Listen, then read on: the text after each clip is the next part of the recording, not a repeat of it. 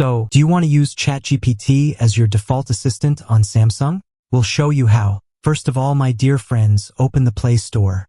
In the search bar, type ChatGPT and install it quickly if you haven't done that already. If it's already installed, you can skip this step.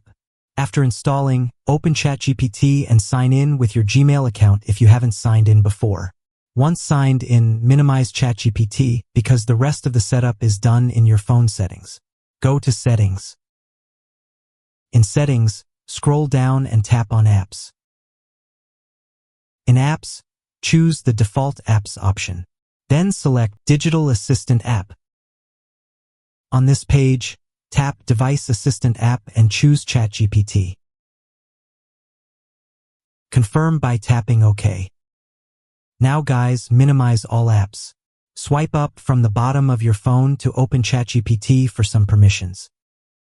When the pop-up appears, make sure to allow record audio while using this app, and then continue.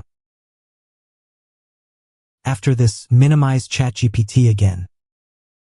Next time you swipe up, ChatGPT will open as your assistant. And that's it. You've set ChatGPT as your default assistant. Any problems? Drop a comment below. Thanks for watching.